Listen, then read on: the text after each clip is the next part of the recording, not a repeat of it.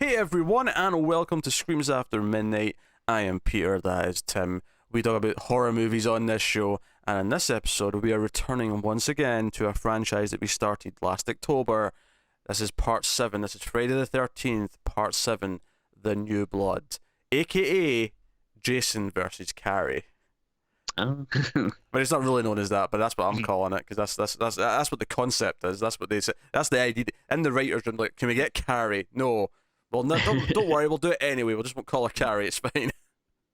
Yeah, I was kind of curious about that. Like, at any point did they actually think, like, legitimately, like, oh, maybe we can actually have Carrie in this, or was it was always just like, well, it's gonna be Carrie, but we won't say it's Carrie. I mean, I want to say they did. It's been a long time since I've watched the Crystal Lake Memories, the fantastic like 6-hour making of documentary that went through all the films. But I want to say they at least thought they might get Carrie at some point. I could be wrong, but Hey, I would have been for it. That would have been wild. yeah, I mean, would Sissy Spacek come back? I mean, she'd be obviously like 10 years older by that point. Yeah. But you know, why not? Why Be not? cool. Anyway, Yeah. so yeah, we'll start spoiler free as we always do. We'll give you warnings somewhere in the middle before we dive into spoilers. So part 7. So obviously we've done 1 through 6. The original hope was to finish by the following October. That doesn't seem like it's going to happen. But we should be around number 8 in October. So we've done the Paramount films at least by then. That's a nice benchmark to hit. And we'll be close to finishing afterwards. But yeah, so part 7 it's an interesting place in the franchise because it's kind of like 4 was this great movie that's loved by most, and then 5 was the one that most people didn't like. Then 6 kind of came back and was this fan favorite, brought Jason back, and then this was like the follow up to that. I was like, 6 people love 6, and I was like, okay, so what's 7? And I have to assume that this is the one where it started to really diminish in terms of the money, because I know that after 8, Paramount sold off the rights to New Line because they were still getting all the complaints from parents and stuff about movies being too violent. And you can feel that in the movie actually, because this is easily one of the most censored of the movies. You can feel it when you're seeing the kill scenes that they've chopped a lot of the violence out. And unfortunately, the original scenes were too damaged to ever do like a director's cut like years later or whatever. Yeah, yeah. I noticed that watching is like there's a lot of cutaways and stuff Yeah. when it starts to get good, but it's so dumb because this was still rated R, right? It had to have Oh been, yeah, 'cause there's like nudity and stuff. Like, this is the thing. Whatever this movie had in it before they chopped it to pieces because the MPA were being dicks about it, I am telling you right now, it would probably be borderline PG-13 now, whatever it was. oh yeah, sure. Like like the standards have definitely changed, and this was just a time when they were being like particularly this franchise was getting a lot of complaints because it was one of the popular ones. And I feel like it's just kind of a shame that the kill scenes in this one are neutered because this was Yeah. the one. Because 6 had really good kill scenes. Like 6, I think that's almost part of the problem is that they saw 6 and went, hey, wait a minute, this is an outrage. And that's why they were so hard on 7, even though, like, whatever. Like, it wouldn't have been that bad. It's fine. Yeah. But, the 80s were the 80s.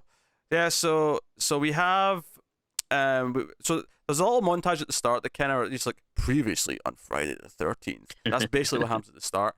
It's kind of a new version of the campfire story from I want to say the second or third movie. But it's like a new voiceover with a similar kind of version to that.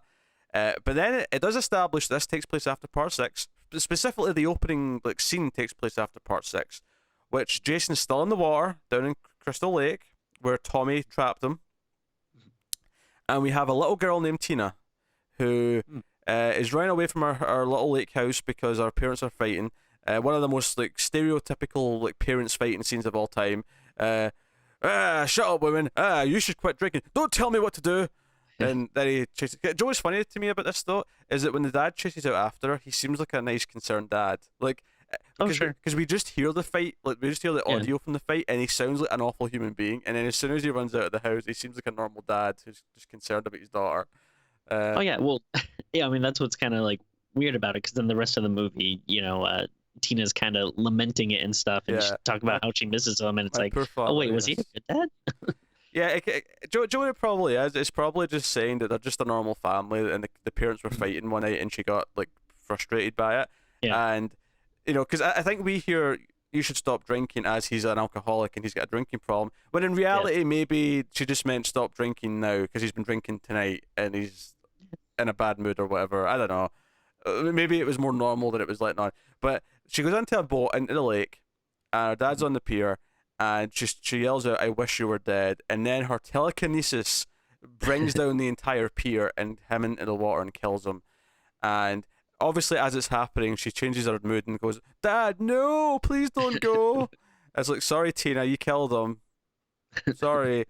And then it jumps ahead to her, and I'm not even sure what age she's supposed to be, because her and all their other, like, you know, quote unquote kids, I'm not so sure if they're still supposed to be high school aged or if they're like college age. I actually don't know. Yeah, who knows? I have no idea. Like, if I had to assume, I'd probably say, like, I don't know, maybe like very late teens, like 18, 19, maybe like early 20s. But yeah, it's who the hell knows? Because the bitchy girl like feels much older, which is why I think they must be like, you know, early 20s. But I mean, that's obviously what the actors are. But that's the problem. Is the franchise has had so many teenagers or supposed teenagers who have actually looked this age, that now when it doesn't tell us specifically that no, they're just here for the summer because of high school or whatever. I would say maybe it, like, if they were teenagers, I feel like maybe they would be more like at camp or something. This feels more like a college like summer trip or something. Especially since, because they're at the house across the street from the lake house that our main characters come to, and like the mother of Tina never questions why this, you know, group of kids are there. Yeah. You know, it's just like, oh yeah, that's fine. They're having fun here for the lake. So the reason why I'm being so adamant about like clarifying this is because that means that there's a time jump here of about 12 years, because Tina's about 8 in that, which they do confirm. They make it very clear it takes place after 6. That first scene when she's a kid takes place after 6, which means we've jumped 12 years. We'd already jumped 10 years with Tommy, because Tommy went from being about, you know, 10 to 20 between 4 and 6, which means at least this movie, the main part of this movie, takes place in at least 2002. Okay, interesting. I would say that, because the second movie takes place a year after the first movie. So that's 1980, 1981, whatever. I can't, the first one may have been set in 79, even though it came out in 80. And then I think 2, 3, and 4 basically all take place over the same like few days. So no time jump there. But then you jump 10 years for 6. So 6 takes place in at least 1991. And if we're jumping 12 years from 6 to 7, then we're at 2003. Wow. So watch this movie and tell me if it looks like 2003 to you, because I bet it doesn't. It came out in 1988 for reference point. But yeah, so I think at the time, I don't think anyone could have ever predicted that people would take like these movies that seriously. Are you saying I'm thinking about this too much, Tim? Is that what you're saying to me? Hey, you know, I mean, I love this kind of deep dive analysis, but I think at the time, I doubt that it was even a concern to the people that were writing it. I'm just saying. Obviously, once we get to Jason X, it doesn't matter because that's far in the future anyway. But yeah. I'm just, you know, up until then, I'm going to keep track of what year we're supposed to be on, give or take. But hey, so yeah, so of course, Jason, she actually unintentionally wakes up Jason herself by trying to bring her father back to life, and instead Jason's the one who comes back up from the bottom of the lake, and of course he starts killing people, and then eventually she has to master her powers and fight back, and that's basically the gist of the movie. We'll obviously go deeper in a second, but at this juncture I want to ask Tim the question. Tim, do you enjoy Friday the 13th Part 7, The New Blood? You know, I was actually excited to watch it because like I honestly didn't remember if I liked it or not, because I feel like it's weird because it's sandwiched in between two very distinct movies. Like you said, 6 is kind of the fan favorite, and then you know, 8 is kind of notorious in its own way. Yes. I don't want to talk about our opinions on 8 until we get to it though. Right.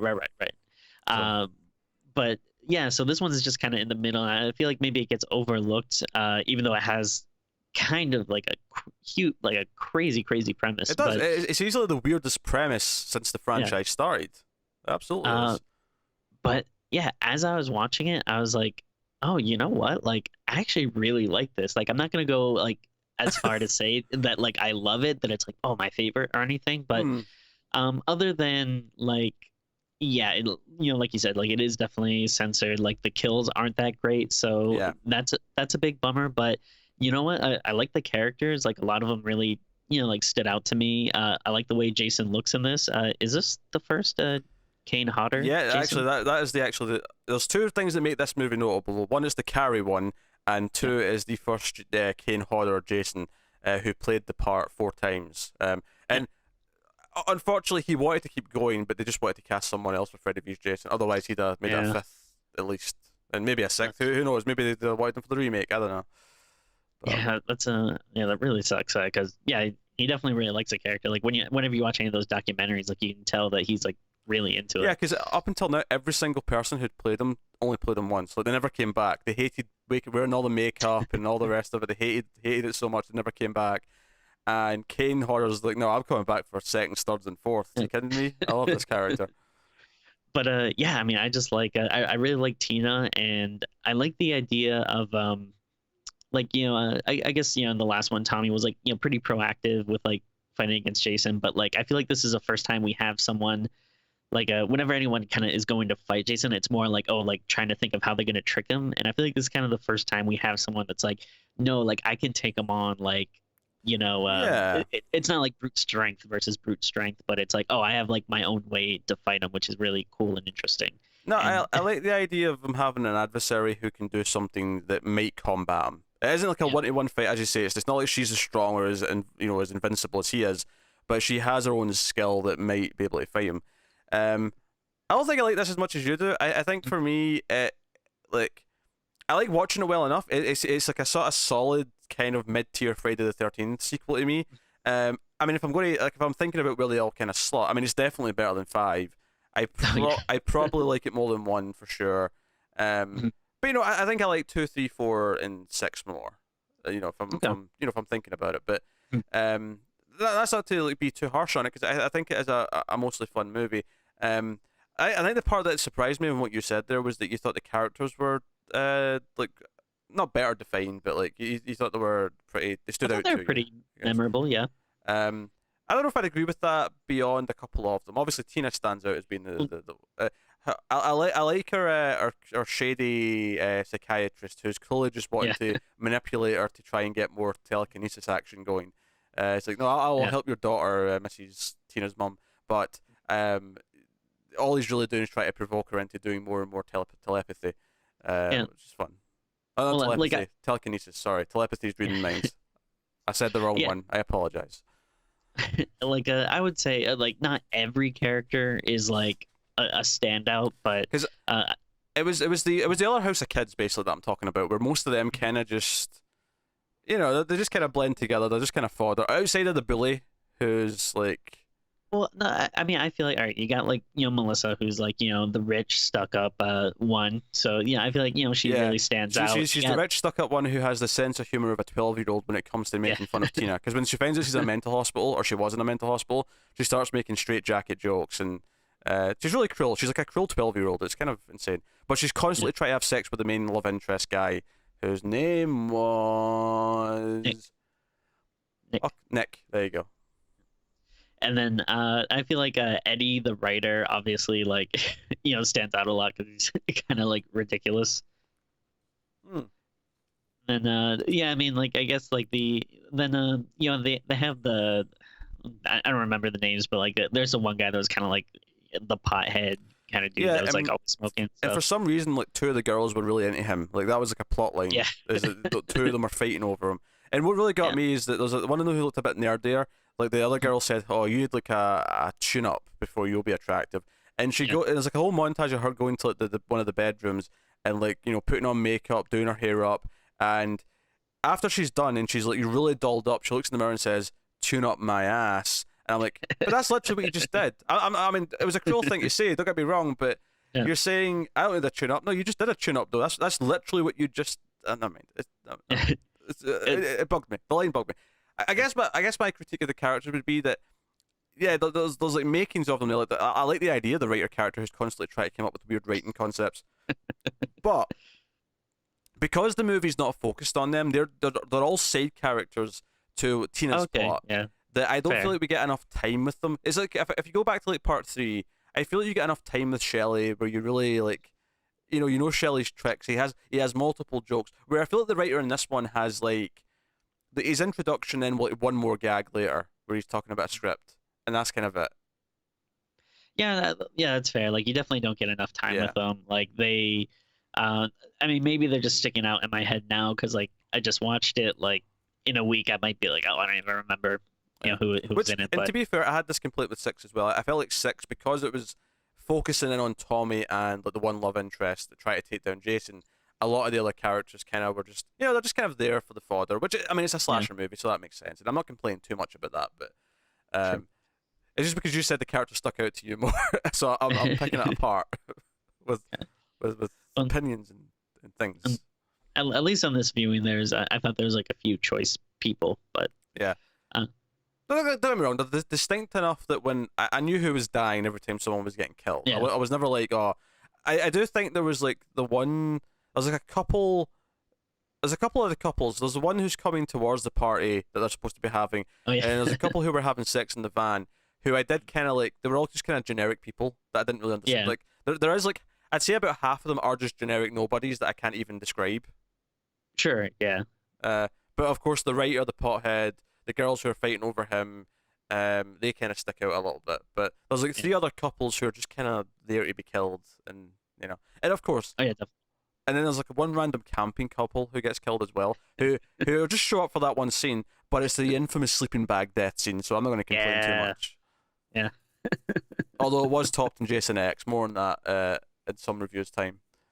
Yeah, it's kind of funny because uh like so many of the kills, yeah, they are censored or like they cut away right before it gets good, but then it still has like one of the most memorable like kills in the I think it's franchise. because the ID is so good, and it's funny Yeah, because it doesn't rely on gore because the person's hidden anyway. It's funny because of what the situation is. Whereas all the yeah, rest of them, where it's about like them getting stabbed through the neck or whatever, it's like we can't really see it. It's cutting away, and then we see them lying there afterwards. mm, So that kind of sucks. Which, to be fair though, like if this movie was a little bit better, it would mhm. actually survive the fact that the censorship because this one has the crazy idea. This has it's the telekinesis girl is fighting Jason. It has the wacky idea enough that theoretically the wackiness of her fighting back with all the telekinesis should make up for the lack of gore because it's like so much Oh fun yeah, watching yeah, her try to like fight Jason and stuff.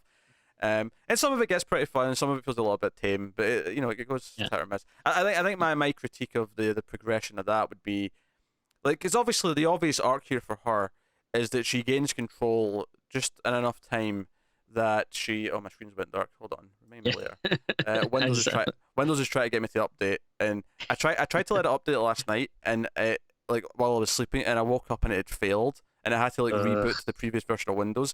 But it was taking like hours. Like I was watching this movie actually while I was letting it update, and it was still like at like 25% when the movie finished.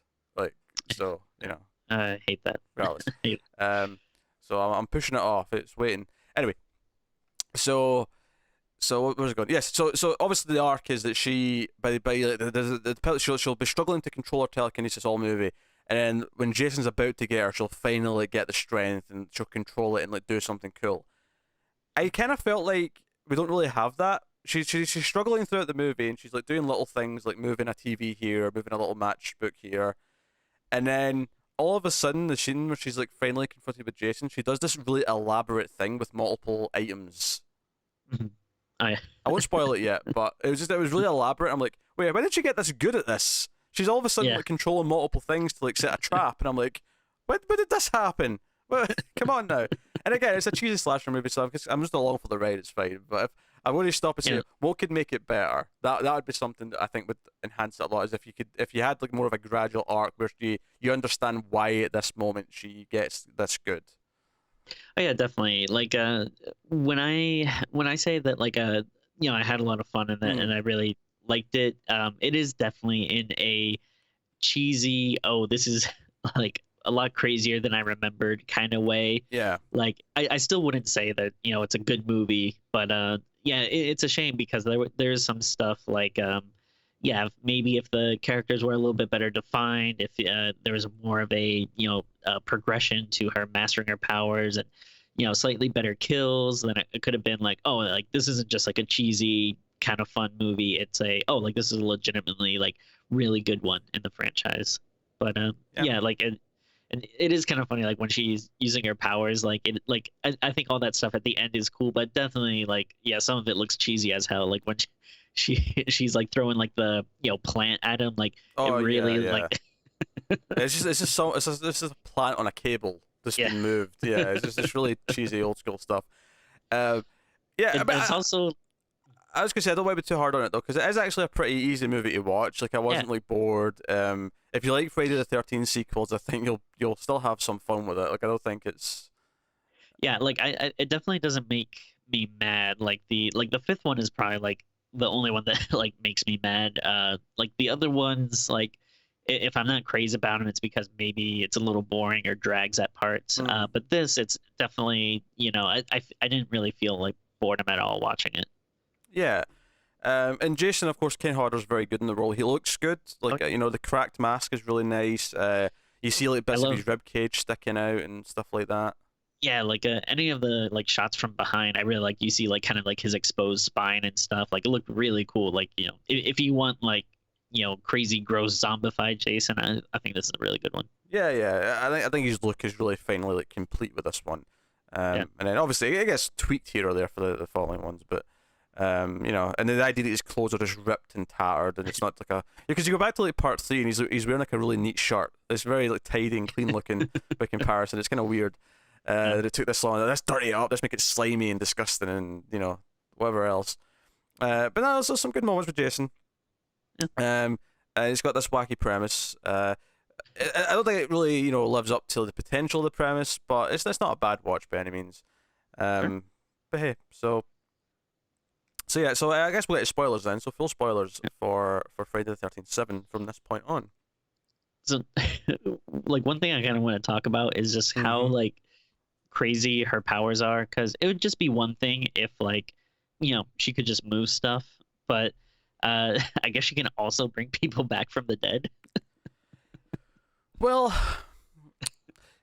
I mean, now I get what murkies this up at the end. Yeah. With Jason, I would argue that she didn't bring him back from the dead. She just lifted him up and let him free because he technically is always coming back from the dead. Okay, So, fair. so I wouldn't say Yeah. she did that to him. It was just that she brought him back up, and therefore he could get out of his chain and go back to his killing ways. But at the end, her dad comes out of the water to save her, which does murky that up quite a lot. That does imply that she brought him back from the dead. Yeah, but it's kind of like, don't get me wrong, I like how like batshit crazy it is, and like it's a good ending, but it does make it kind of be like, all right, is she just kind of manipulating his dead body, or did she literally bring him back to life? And if so, like, is he just brought back just for like those couple of minutes? Like she can't just bring him back again? Unless you want to argue that he came back, but from the same forces of nature that brought Maybe. Jason back because he wanted to protect his daughter. In the same way that Jason comes back because his mother was killed, he's coming back to protect his daughter. Which again, this entire thing where she feels guilty about killing her dad all movie, and then he shows up to like save her at the end.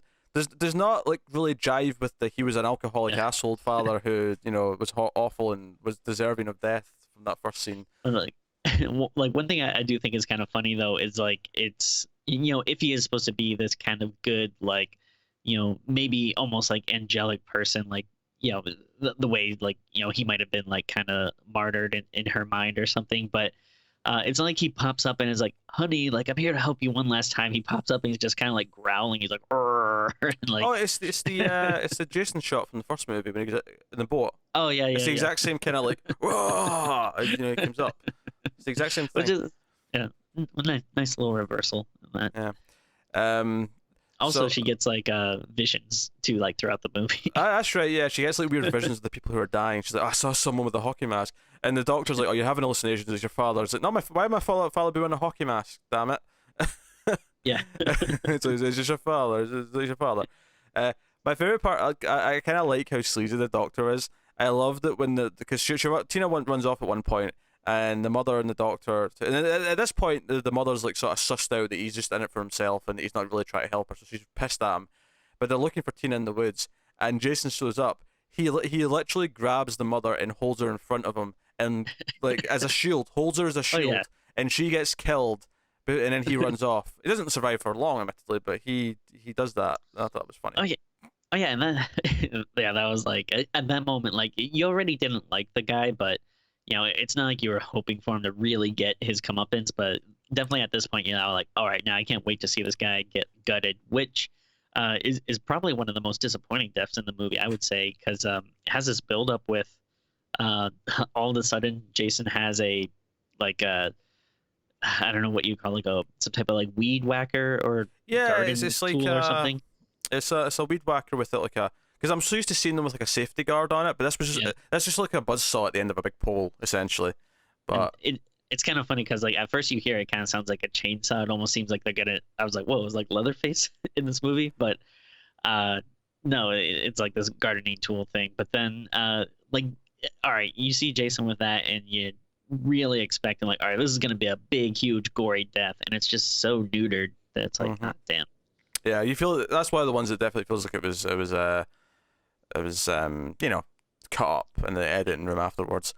Another one that I like this. I got a sense of a good kill, but of course it again it was neutered a little bit. But I did get more of a sense of it. I think the Mike, I think his name is, the guy who's actually the party at the house is for him, and him and his Oh yeah, girlfriend are coming towards, but their car breaks down, and they end up getting killed in the woods on the way there. He gets like bent backwards so that he's like his head's oh like yeah, back at his ankles, and you don't see a lot of it, but you see just enough that I got there. I was like, oh, that's kind of cool. I like the just the brute force of like bending him backwards to kill him. Like yeah. that's fun. That's fun. Kind of a funny one was the couple that are in the van that you know they're waiting to surprise this couple and stuff, and then they come out, the you know the guy just gets kind of like a normal death or whatever, but then when he shoves that like party maker sound or whatever Mm. you know into the girl, that was kind of funny. Again, it's like, you know, quick, it would have been nice to see more of it, but I was like, yeah, it's like a good gag. Yeah, some fun kills. I mean, a lot of the middle of the film is Melissa being horrible and trying to have sex with Yeah. Nick. And in fact, to the point where after most other people have died, and it's just her and those two left, and they're back in like Tina's like house, and basically Tina's like, oh no, like they're all dead. And Nick's at this point, Nick has seen a dead body. He's seen like one of his friends have been murdered, so he's like, yeah, what can we do? And Melissa's like, oh, this is just crazy. You guys are weird. I'm going to bed. Do you want to come, Nick? Like, yeah, because he's in the mood right now. Like, this is the proper time. Like, she just like she's very one note. She's just always trying to have sex with Nick. There's never Oh any yeah. other motivation from her. And then of course she opens the door and just immediately gets axed in the face, and Yeah. that's her done. But that leads us to the telekinesis itself, because Mhm. the first time that Tina runs into Jason outside, and she's like sort of standing facing off with him, she has like a tree come down and hit him Oh yeah. into a pool of water, and then she has like a cable come in from the power cables like above, fall into the puddle, and then she electrocutes him. And I'm like, this is really elaborate. This is what I was talking about earlier. I was like, you kind of did like multiple different things to set up this like this trap to like electrocute him. It doesn't work. It gets right back up. Of course, this becomes the running thing in the movie, is that she does something to kill him, and then he gets back up anyway and just keeps coming. Yeah. And you know, we get some stuff later on where she's like hiding him. She makes his mask burst open at one point. We see his like horrible zombie face and all the rest of it, and then it leads outside. And but as you say, there's at one point there's like a decapitated head in a plant pot, and she throws the, and again she telekinetically throws the plant pot at him, so the head goes flying at Jason. Silly, but fun. Yeah. I Yeah, won't deny definitely. it. Like if you're gonna go like crazy over the top, like yeah, at least do stuff like that. That's like, all right, this is kind of funny. Mm. It's also funny just to imagine like Jason like very like, you know, placing these heads like in very specific locations. Yeah. If I like the idea of Jason being like what the hell is going on? Why has she got these powers? Like, this has never been this Yeah. difficult before. What's happening? And the idea that like that's almost becoming like one of his most sought after kills, because he's like, I'm determined to kill that bitch now. Like she's making my life difficult. I don't like how she's getting away with all this. You know, like there's some fun elements there to that, and you can Yeah. kind of see it in his performance a little bit that he's getting more frustrated. Um, you know, so. But I mean, I overall like. I mean, actually, is this one of the only movies? Well, I guess six did because Tommy survived six, right? Yeah. Yeah. So this is now the second movie in a row where the male love interest is like survived as well. Because at the end, when she's getting to the ambulance, because he's like, "Oh, what about Jason? Where is he?" He's like, "Don't worry, that's taken care of." And she never explains why, and they just drive off, and that's the end of the movie. um, sure, just trust her. Even though the last time she said she killed him, that he came back. Yeah. You know, so it's not like he's not come back from the dead like multiple times already. Oh dear. So yeah, so he actually ends back in the lake. Actually, Joe, what stuck out to me about this one is there's very little locations in this one. Like it is literally just this one place with the two houses the entire time, in the Yeah. woods. Yeah, that's fair. It's not a Um, complaint. It's just an observation because like yeah. most of the other movies, there'll be some scenes where they go to a store or the town before they get to the camp. Or I mean, the last movie was all in the town for the most part. Like it was so much of it was in the Oh, town. yeah. So I noticed this one was literally that. Other than a couple of scenes in the road, it was this one place with the two houses in the lake. Yeah. But hey. Yeah, that's true. There's also a gigantic explosion. Oh, that's right. She makes the house blow up, and it's like someone putting like 10 tons of dynamite in there. Yeah. So who knew stacks of old newspapers could really just explode a house like that? Do you know what I respect about old movies like this is that even low budget movies couldn't just CG it, so they actually had to blow something up. So it looks really good. Like it's over the top. It's far too big of an explosion for what it should be, but like it's actually it's like, oh, they actually blew up a house. Like even if they built like a fake house for it, they still had to blow something up to get this effect. So it looks much. That's one of the things that really irks me in low budget movies now is when they do like a fake explosion and it just looks really really bad, and it's like, oh, what did you do? Like, I mean, at least that I kind of understand because like like obviously like real explosions like look a lot better, but they're probably pretty expensive. The thing that drives me crazy is like CGI blood. Like, come on, like how like fake blood cannot be that much money. Like, it drives me crazy. It's not that the fake blood's that much money. It's the time you save not having to clean up the set between takes. True. Yeah. That's where the money's saved. It's the time that's saved. I think more than anything is they don't have to like clean the set between every take, because I think typically that adds on so much time for like people to come in and scrub everything down to make it look the same as it was before, and so on. True. And not even just the set, a little bit of clothes. Like let's say you have a character who gets blood all over their shirt, and then you want to do a second take. Well, we have to have a second shirt, and then so on. Yeah, it's true. It looks so bad. Yeah, but usually it does. Yeah. But yeah, anything else you want to say about part 7? Is there anything I've glossed over here that you want to discuss? More sleeping bag death scene talk or something? I don't know. No, I mean that scene's definitely great. No, I mean it is kind of weird for like how crazy it is. Like I guess there's not like a super ton to say about it. Like I feel like we have the psychiatrist or whatever, the doctor that's trying to help her. Kind of like in I think some point in the beginning, he talks about something about how like he's kind of like yelling at her and she gets upset and then starts moving.